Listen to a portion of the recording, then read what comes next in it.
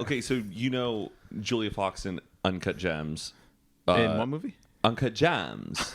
That her name in the script is Julia, but originally it was supposed to be Sadie.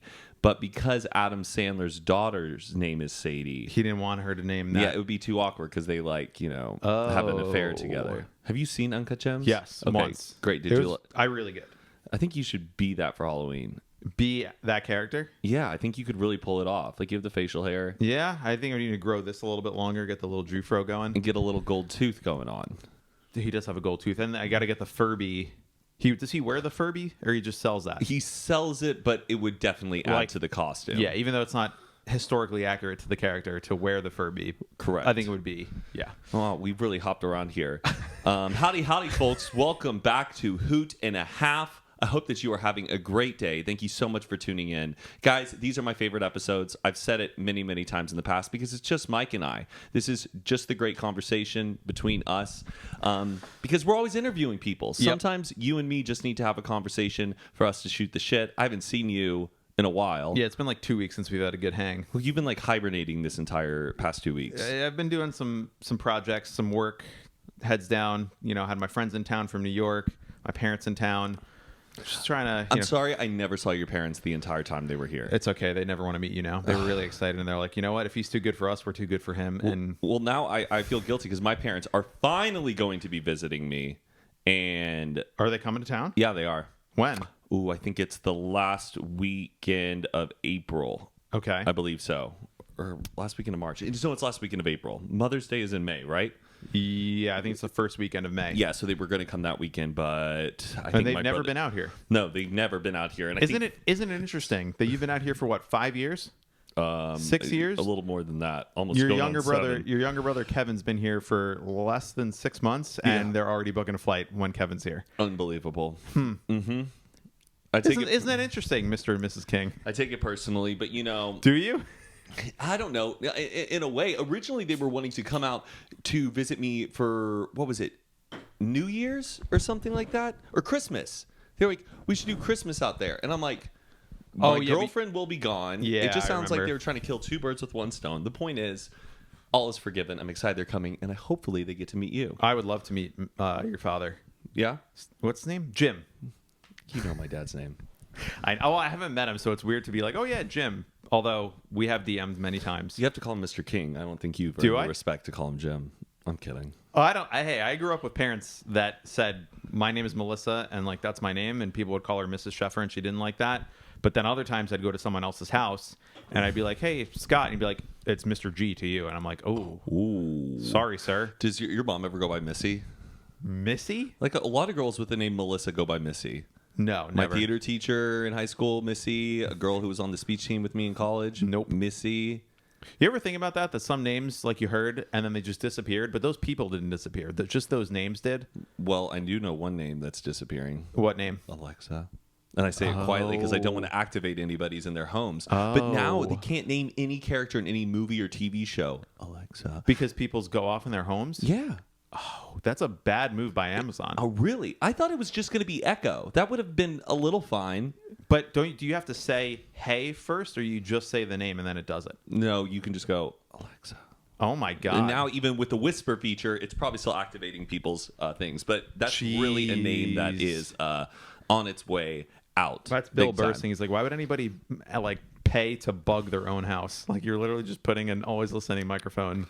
I have nothing to hide. I kind of like it. I'm a big Google guy. Oh, I didn't think about that name is going away. Yeah. But for example, the name Missy is a name that I remember hearing a lot 10, 15 years ago. You meet people named Missy.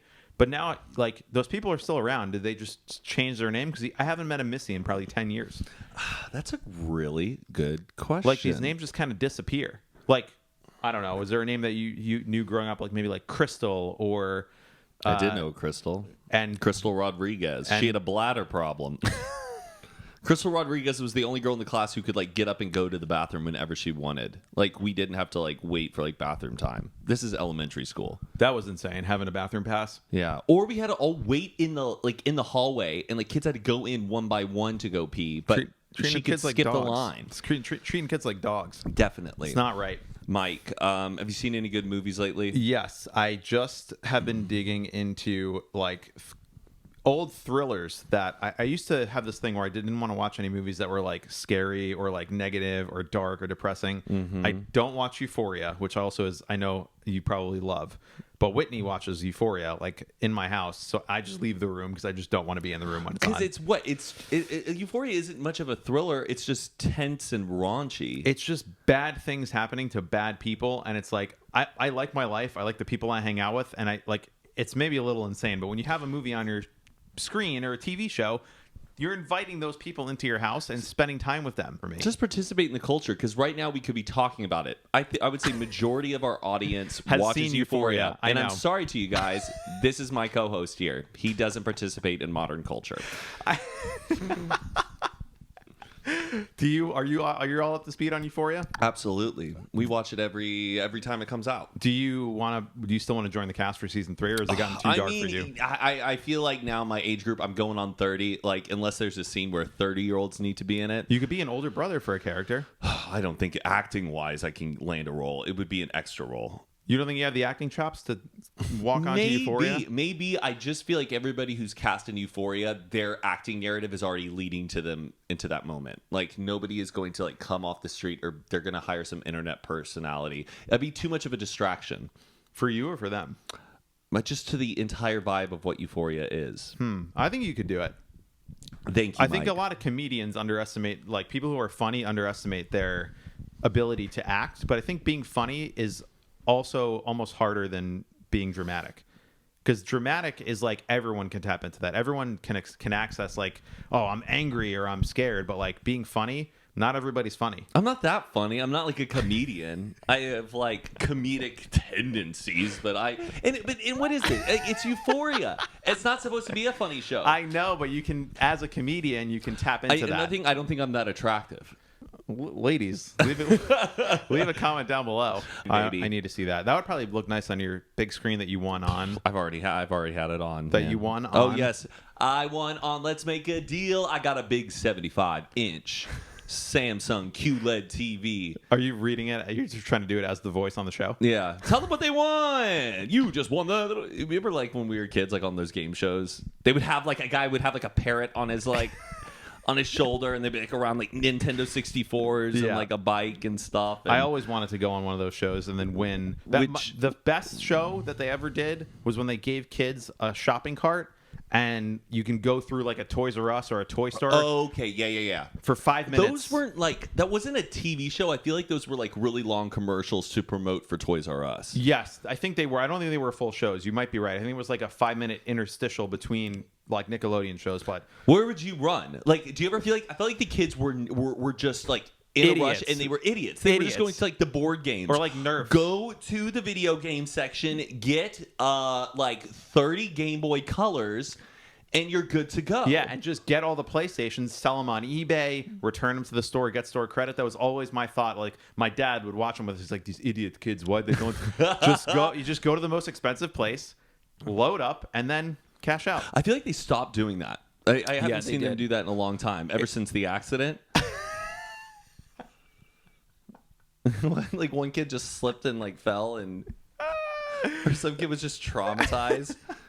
Ever since the accident is a great just segue into another conversation. Well, yeah, ever since like speaking of accidents, I mean, like last night I went down a rabbit hole. This is a little dark. Okay. About how many like SeaWorld deaths have there been? It's wild.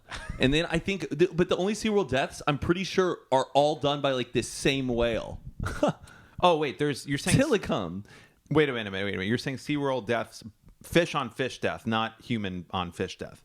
No, a SeaWorld, like a trainer who died. Like how many times a whale has killed somebody at SeaWorld? Oh, I know that people don't like SeaWorld because they keep the fish. I despise SeaWorld. But you're saying that there's another side where this fish are killing humans. Yes. Oh, and there's one killer fish that's killed a bunch? Yes, 2 trainers. I'm pretty sure it's all Tillicum. Tillicum's now dead. Is that the name of the fish? The whale. It's okay. a mammal, and a mammal's not a fish, Mike. Know your marine biology. And yeah, One was also a guy who just snuck in and wanted to swim with one of them. And how do they kill them? They eat them? Well, whales usually first they just drown you. They drag you under until you die, and then they with their mouth or with their tail? With their mouth. Do you think if you got swallowed by a whale, you would survive? Like that surfer got swallowed whole. He made it out. I feel like, yeah, I think I could. I would hate it. But I think I could. I think I would try to irritate it. You go for the uvula. Yeah. So that surfer, he said he just was surfing, and then all of a sudden he hit a wave. You get filtered out. It depends on the type of whale. It was a huge whale. Yes, but those types of whales have those. It's like the gills that separate the fish and the water. Oh, so you can go out through the gill? It's a certain type. That's why when you ever see one of those big sperm whales or blue whales, when they go up, they have those weird looking gums. It almost looks like these kind of seaweed things. Yeah. I forgot the name of it. I learned it on a whale tour. That's what filters it out. So the whale would spit you out because you would be just this massive, huge thing. An orca could really kill you. An orca. Those are the ones that look like a killer friendly. Whale. Yes. But they look friendly, but they're called, This guy said he was surfing. He hit a wave, and the next thing you know, it was totally black. Because that's the other thing you don't think about is if you get swallowed by a whale, no light. It's pitch black. Not nightmare. Absolutely not. So that was accidents. I went down a rabbit hole of that.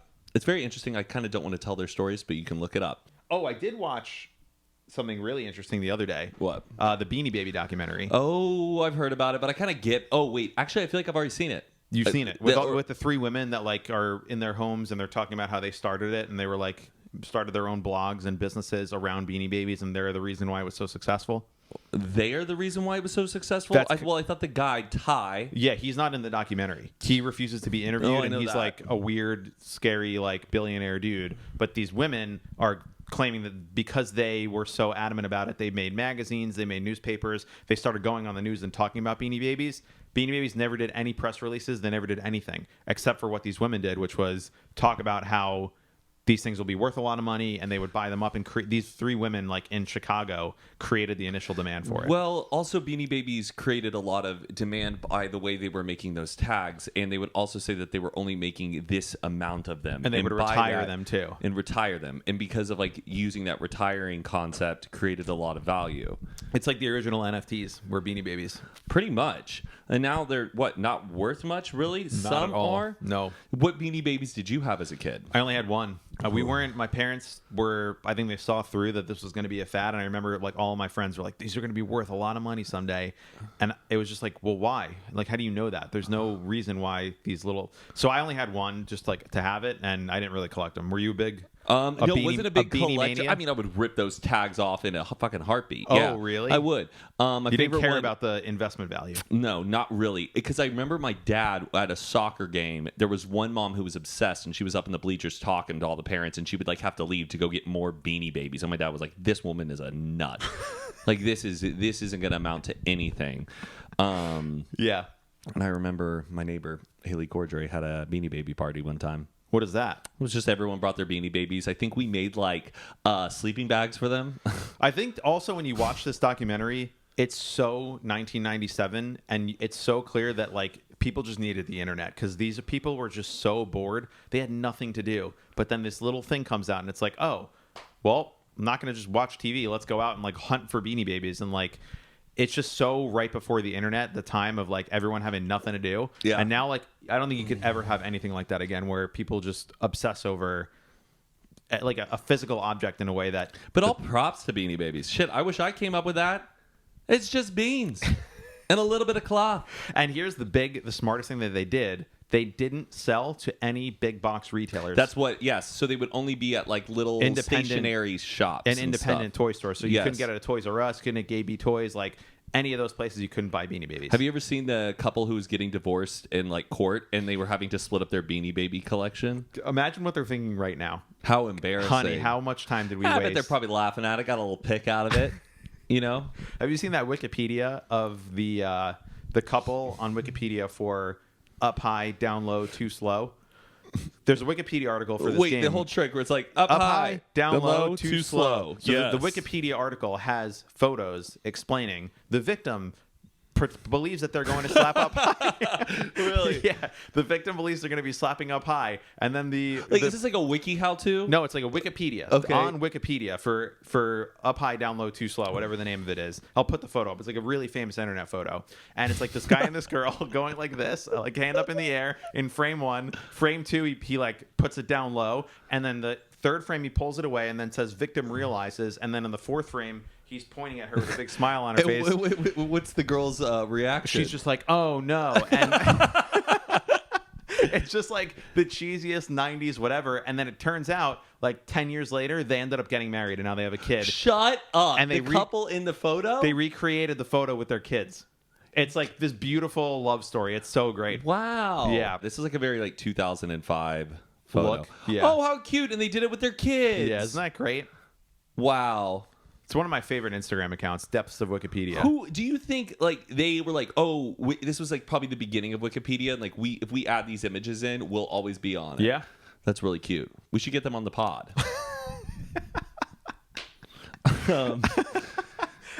Mike, you know I'm big about dressing well. You got to be dressing good from head to toe. And most importantly, you got to focus on that toe because that is where everybody's looking. And lately, I've been turning a lot of heads onto my feet because I've been rocking Rothy's shoes. And if I were to describe Rothy's men's shoes in 3 words or less, I would say they're comfortable, sexy, and durable. And they are so versatile. They're great for a day-to-day rotation. You can wear them up, you can wear them down. They're perfect for any occasion. And Rothy's also started because they wanted to make a sustainable company. All of the shoes are made from recycled plastic, so you're saving the planet. And the shoes are unbelievably comfortable. They're also machine washable, so whenever they get dirty, just throw them in the wash and they come out looking like new. It's truly a game changer, and they also are genuinely the most comfortable shoes I've ever put on. And one of my favorite things is that when you put on a pair of Rothy's for the first time, it feels like you've been wearing them for months. They're worn in, they've conformed to your foot already. It's already got that break-in period that you normally, when you buy a new pair of sneakers, it's like a little bit rough and hard.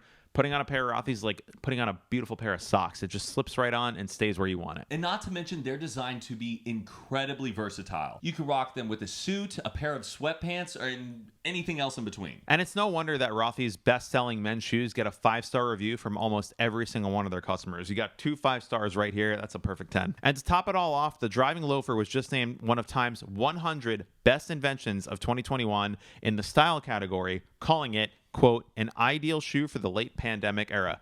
Get yourself a pair of Rothy's. Trust us. You won't regret it. So if you're still skeptical about trying on some shoes made from recycled plastic, then try this one on for size. Rothy's is doing something special for all of our listeners. That's right. They gave us a chance to share with you guys a super rare opportunity for a limited time. Right now, you can get $20 off your first purchase at rothys.com/hoot. Head to Rothys, ROTHYS.com/hoot to snag a pair of men's or women's shoes for yourself or someone else. That's Rothys, ROTHYS.com/hoot, HOOT. Hit them one more time, Matt. Once again, that's rothys.com/hoot for $20 off your first pair of shoes. You are going to love a pair of Rothy's. And now back to the episode. I have a little bit of a bone to pick with just America, and I think this is like, I want to use this platform to make the world a better place. Oh, this is the no spin zone with Mike Sheffer. New York Times spelling bee is so much better than the Wordle. I completely agree. If you guys don't know, and this is not an ad, this is something, obviously everyone's heard about the Wordle craze. Oh, you guess the word. And of the it takes day. 6 tries. Everyone knows it. It's fun to share. Every day on the New York Times crossword app, which you have to pay it's a couple bucks a month, or you can pay like $20 or $30. I think the spelling bee is free, no? Is the spelling bee always free on the app? I'm not sure. Okay. Continue. Anyways, it's on the New York Times crossword app, and it's called Spelling Bee. It's a little honeycomb almost of letters, and in the middle one is a letter that you have to use, and you have to guess as many words using all the letters in the honeycomb. And Mike and I try to achieve the genius level every day, and I think we're pretty good. Yes, you've been crushing it lately, because it takes like maybe 20 to 30 minutes sometimes to really get into it, and you do it throughout the day. Yes. And you can rotate it and see it differently. And it's possible to beat. You know all the words in it. There is nothing in there that's going to truly stump you It's just hard for your mind to see it. And it's also like, I mean, you and I've been, here's how I came across it. I follow Ken Jennings on Twitter. He's the guy who won the most Jeopardy rounds in a row. And he posted a screenshot of like, I've gotten genius on this every day for the last 30 days. And I was like, okay, what is this? Let me look into this. And it turns out it's the New York Times crossword app that you and I have been using for years now. They have another game, Spelling Bee. We've been playing it for months, and then Wordle came out, and I feel like Wordle took the world by storm. Great, love it. It's a fun game, but I do think that like the people of America should know the Spelling Bee is so much fun to play. It does take more time to complete than a Wordle. Yeah. Wordle you can do in like 10, 15 minutes. Do both. All I'm saying is, because if people like Wordle, my suggestion would be if you're, because that's the other thing is you get the Wordle and then it's like, you lost your fix for the day. Yeah. When you play in the Spelling Bee, you can like kind of come back to it. You can share with your friends. Like, and also we don't always get the same words. Like you'll get genius with 27 words. I'll get it with 26. Yes. And so, like we like to compare see words. what you got. I didn't get the panagram yesterday. I couldn't finish it. And it ends at midnight. So you got to get them in if you really want to solve it. But sometimes if you leave the app open, you can come back even after midnight. And if you don't close out of the app, you can still be on yesterday's. Yeah, but like, that's when I give up. Okay. Are you still doing the crosswords? Yes, I do it all the time. Fridays, gave up. But I did a Thursday basically to completion. I'm very, very proud of it. The crossword, guys, is really, really good. It is challenging, though. I feel like it's definitely tough. If you're a young millennial or Gen Z. It's a lot of references to like literature and like poetry and playwriting and other languages, too. Yeah, it's really tough. Yeah, but you learn something. And if you really look at it, you can kind of find your way. But a Monday, I think everyone can kind of beat if they really try. I'll get off my soapbox now, but I just wanted to spread the gospel of the New York Times Spelling Bee. Check it out, Spelling Bee, folks. It's much better than Wordle. Let's start a whole new wave of hype, and Hoot and a Half is behind it. I found this like TikTok that was just like some trippy facts, and I don't know, I got a bit of a kick out of it. One, it's I don't even know if this is a fact. It's just kind of funny. Okay. It's impossible to say I wasn't talking to you politely. Oh, interesting. I wasn't talking to you. I wasn't talking to you. Oh. What, like if you're in a conversation and someone thinks that you're talking to them? Yeah. Is it that exact quote, or can you indicate I wasn't talking to you?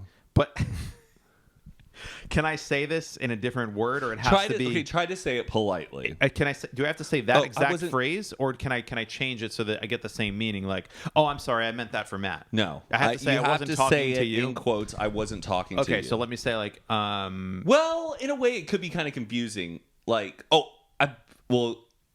I want to say I'm sorry. Right. Like I wasn't talking to you. Oh yeah, that doesn't feel good. That doesn't feel good as the receiver. Even that, the way I said it, that doesn't feel good. Oh wait, I wasn't talking. What if I go? Oh, I wasn't talking to you. Because it's Does that sound a little? Yeah, because it sounds like you want to be talking to me and you're not. So why aren't you talking to me? Now I'm thinking, why aren't you? What's wrong with me? Ooh, that's a weird sentence. Because you were talking to someone else, or. Yeah, you definitely need a caveat. I would just eliminate that sentence from your vocabulary if that's a way that you talk. But let me try this, okay? Anyway, so I was driving home at the 405, and you can interrupt me and say like, "Oh, I live right by the 405." Wait, okay. So I was driving home down the 405, and it was. I live right by there. I wasn't talking to you. Oh, okay. Now that's Did that feel bad? That was bad. Really? Yeah. That didn't feel now good? Let's switch it in this way. Okay. So now, but I don't think the context of the 405 thing. But just why? Oh, yeah, fine. Like, oh my gosh, wait. What kind of dog breed is your dog that you have at home? I have a Shih Tzu. Oh, wait. I wasn't talking to you. Oh no, I don't like that at all. That's so dismissive. There's no way. That's such a dismissive sentence. Ooh. But if I knew you, I'd be like, I wasn't talking to you, and you would find that funny. If you do it, yeah. If you oversell it in a funny way, then that's I think might be the only way. But yeah, if you do that to the camera, do that take. I wasn't talking to you.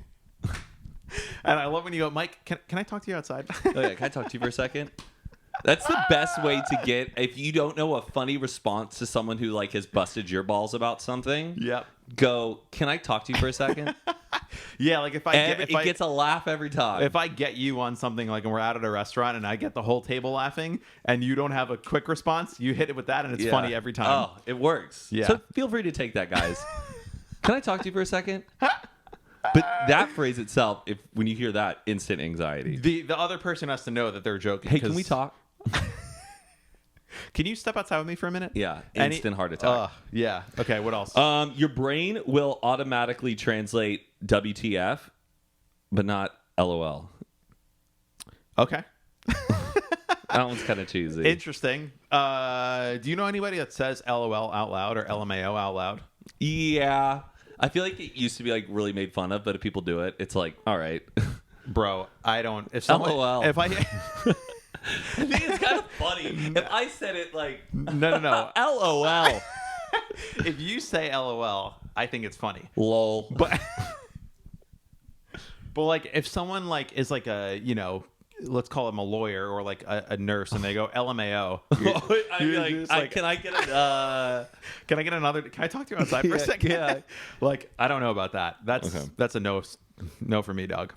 But this one, I don't know if it's true. In your life, you have walked past around 4 missing people. Huh. Which I guess makes kind of sense. When they talk about like statistics, like you have a 3, whatever. My favorite phrase is statistics do not apply to the individual. So for the guy who won the lottery, he is one of a billion or whatever that wins the lottery. But for him, that statistic does not apply because he's the one that won. And like for people who get struck by lightning, whatever, statistics don't apply to the individual. So whenever you hear these like stats or everyone's trying to scare you about things, they don't really apply to you individually. Because so if you work in an area where there's tons of thunderstorms and you're dealing with like metal poles all day, okay, your likelihood is maybe that. Yes, is that what you mean? But like in the same, like my favorite joke is like someone when I was in 6th grade, they asked him, what are you going to do when you get older? And he goes, well, I'm going to play the lottery every day. And they go, well, the chances of you winning that are like 1 in a million. He's like, no, the chances are actually 50-50. Either I win or I lose. Oh, whoa. I didn't really think about that. So I heard that some kid was like being snarky. But you got to look it out of the pie chart, the collective group. I understand that. But just that I heard some kid, he was like being snarky to a teacher in like 6th grade. And I was like, what a crazy way to think about statistics in the world. Like when you're doing something, it's 50-50. Like the chances of everyone else, bowling a 300 or whatever, like that's fine. But when you go and do something, you have a 50-50 chance if you do it or you don't. I like that. Isn't that wild? Yeah. Anyway, okay, next fact. Let's hear it. Well, that's it. Oh. That's all I had on that little TikTok I saw. Oh, that was one TikTok that gave you all those facts? Yeah, it was just like a big screenshot. It was kind of it, Oh, well, no, I don't know. I was thinking about talking about College Jeopardy, but... Oh, I watched it. You did? Yeah. All of it? All the way down to the end? I watched the last episode. I watched like the last 4 episodes. I didn't watch the first half. Shoot. Then hopefully we haven't overlapped. Have you seen the final one? I would love to watch it with you. I haven't seen the first few. I have seen like the last 3. I watched the first few. Oh, I haven't seen. I've seen the last 3. Shit. But I was like when we were making dinner, and I was like half paying attention. Okay. But it makes you feel so smart. It's on Hulu right now. If you do want to watch it, I think it might be on ABC or one of those other channels too. Yeah, it's on whatever. Hulu. One of the answers was Addison Rae for one of the. Yeah, that was one of the first episodes. Oh, so maybe I did see. I don't know. I can't remember which ones I saw. Okay. But my memory's not that great. It's kind of funny watching those like elite Ivy League school kids, and they don't know the pop culture. Yeah, it's like what? Who? Batman. It's Batman. Who is the rapper who put out the 2017 album Damn? Oh, Kendrick Lamar. Yeah, who is Kendrick Lamar? Yeah, get it right. Okay, let me ask you this: when you're watching Jeopardy with another person, I say who is. Oh my God. Okay, I do that too. Where is? What is? But don't you feel like the person that you're watching it in the room with, like if you're watching it with someone else in the room, they can leave. Like, get over yourself. Wait, you think I'm self-conscious that I'm answering the questions the way they're supposed to be answered on the game? We were watching it, and Whitney was making dinner, and I was like kind of helping her, and they would give an answer, and I would be like, oh, who is the Dark Knight? And then I'd be like, oh, who is geometry? Who is geometry? Who is Albert Einstein? And it's like... And was Whitney rolling her eyes? No, but I was rolling my eyes at myself. Like, just say the answer. Einstein. No, I think you need to be Mona in the habit Lisa. of playing the damn game. Because Mike, one day we could get on there. Do you think you could... But, like, we can do on the college one, but when it gets to the real one, we have no chance. No, absolutely not. But I think there should be a fun kind of millennial one. An influencer one? In a way. Celebrity Jeopardy is cool. I wonder I really try to wonder what influencers, because I feel like I'd have a good shot, but I could get beat by a handful of people. I try to wonder which of those influencers are. I wonder... Who do you think I could... do you think would be... Matt, I think you're smarter than most people. I'm really not.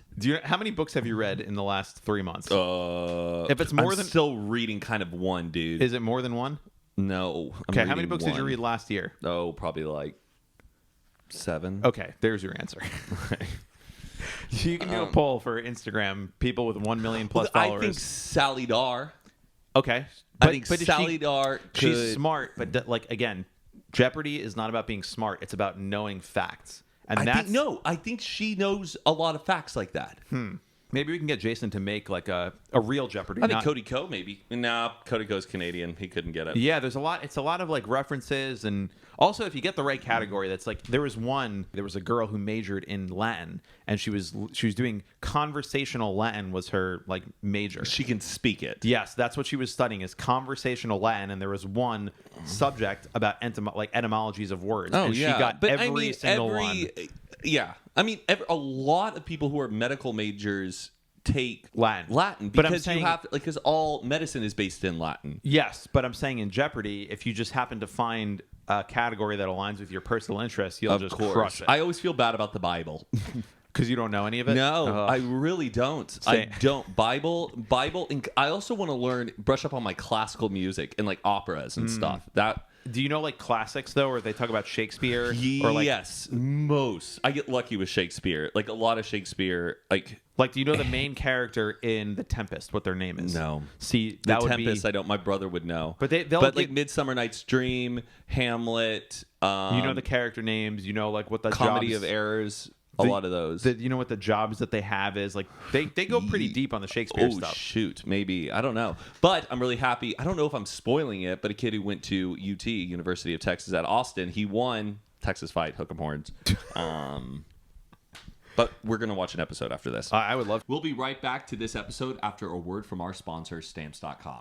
Mike, it takes a lot to run a business. You know, I have a lot of friends out here who run small businesses, and sometimes I underestimate how many tasks and challenges they have. They have a lot of product, they have a lot to sell, and it can get pretty challenging trying to meet all of that demand. And it can cost a lot of money, and time is money. That is completely true. And one thing that I've learned that a lot of my friends have been using is Stamps.com. Don't waste time with repeated trips to the post office. With Stamps.com, you can skip the trip and focus on how to take your business to the next level. Stamps.com lets you print official postage right from your computer and saves you money in the process so you can spend less time at the post office and more time making money and making customers happy. That's exactly right. Stamps.com saves you money, time, and stress. For more than 20 years, Stamps.com has been indispensable for over 1 million businesses. And Stamps.com gives you access to all the post office and UPS shipping services you need right from your computer. And you get discounts that you can't find anywhere else, like up to 40% off USPS rates and 76% off UPS. So whether you're in the office sending invoices, or you're running a side hustle on an Etsy shop, or you're a full-blown warehouse shipping out orders, Stamps.com will make your life easier. All you need is a computer and a standard printer,